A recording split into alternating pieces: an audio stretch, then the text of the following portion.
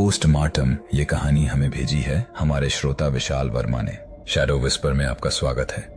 कान में हेडफोन लगाइए, धीरे धीरे खो जाइए एक ऐसी कहानी में जो जितनी शांत शुरू होती है उतनी ही डरावनी खत्म होती है। सरकारी जिला अस्पताल, रात के 2 बजे का वक्त। मोर्चरी का कमरा हमेशा की तरह ठंडा, सूना और शांत। डॉक्टर विनय अकेले थे। पिछले 10 सालों से वो इसी अस्पताल में पोस्टमार्टम करते आ रहे थे।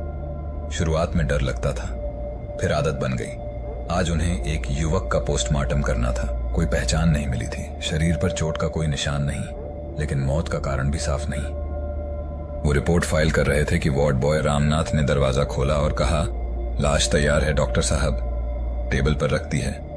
डॉक्टर विनय ने दस्ताने पहने, टूल सेट किए और सफेद चादर धीरे से हटाई। कुछ पल तक वो चुपचाप लाश को देखते रहे, फिर उनकी भौहें सिकुड़ गईं। ये चेहरा कहीं देखा हुआ लग रहा था। उन्होंने रिकॉर्ड चेक किया। नाम अज्ञात पुरुष, उम्र लगभग 30, मौत की तारीख आज। पर डॉक्टर विनय के चेहरे पर हल्का संदेह था। उन्हें लगा शायद ज्यादा केस देखे हैं, चेहरों की पहचान गड़बड़ हो गई हो। उन्होंने चाकू उठाया, सीना चीरने ही वाले थे कि उनका हाथ रुक गया। लाश की आंखें थोड़ी खुली हुई थीं और जैसे उन पर ही टिकी हों। उन्होंने झुककर गौर से देखा। आंखें खुली थीं और पुतलियों की दिशा थोड़ी बदली हुई लगी। उन्होंने तुरंत आंखें बंद कर दी और खुद को समझाया, नर्वस सिस्टम की मरोड़ होगी, ऐसा हो जाता है।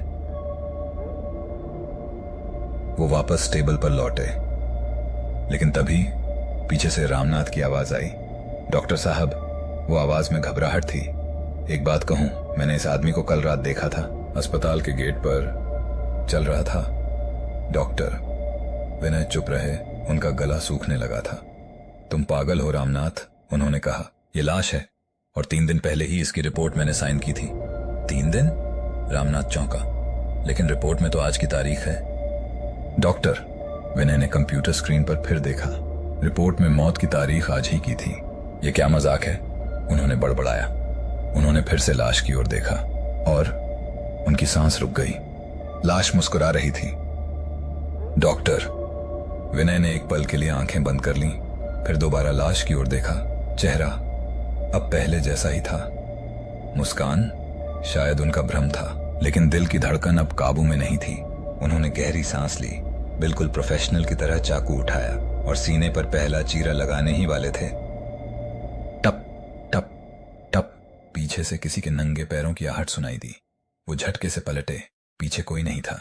कमरे की बत्तियां पहले से थोड़ी मंद लग रही थीं। उन्होंने खुद को समझाया, थकावट है बस, नींद आ रही है। लेकिन तभी कूलर के नीचे से कुछ सरसर आया, जैसे कोई रेंग रहा हो। अब डॉक्टर विनय खुद को झूठ नहीं बोल पा रहे थे, कुछ तो गड़बड़ थी। उन्होंने हाथ में पकड़ा चाकू धीरे से टेबल पर रखा। बाहर निकलने ही वाले थे कि दरवाजा अपने आप बंद हो गया। धड़ाम! उन्होंने तुरंत हैंडल घुमाया। लॉक हो चुका था। मोर्चरी के अंदर सिर्फ वो थे और वो लाश। और फिर एक फुसफुसाहट गूंजी, धीरे, बहुत धीरे। तूने मेरा शरीर काटा, अब तेरी बारी है। डॉक्टर विनय ने पलटकर देखा। लाश अब टेबल पर नहीं थी। उनके पैर जहां के तहां जम गए। ठंडी हवा उनके कान के पास से गुजरी और किसी ने बहुत धीरे से कहा, तू मुझे मार नहीं सका डॉक्टर, मैं लौट आया हूं। वो चीखना चाहते थे, भागना चाहते थे, लेकिन शरीर हिल नहीं रहा था। अगले कुछ पलों में बिजली चली गई।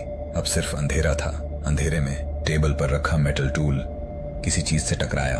छनन, वो आवाज जैसे किसी और के पास भी टूल हो। और फिर एकदम नजदीक से, अब मैं तेरा पोस्टमार्टम करूंगा, अब मैं तेरा पोस्टमार्टम। अगले दिन सुबह मोर्चरी का दरवाजा खुला मिला। अंदर डॉक्टर विनय की लाश पड़ी थी, चेहरे पर वही डर जो उस अनजान लाश पर था। और उसी टेबल पर एक और लाश रखी थी जिसका पोस्टमार्टम कभी हुआ ही नहीं था। शैडो विस्पर में आपने सुनी एक और खामोश चीखों से भरी कहानी, पोस्टमार्टम। अगर आप रात को हॉस्पिटल जाते हैं और कोई दरवाजा अपने आप बंद हो जाए तो पलटकर मत देखिएगा, क्योंकि ये कहानी नहीं, एहसास है डर का। तब तक लाइटें बंद करिए और अकेले मत सोइए।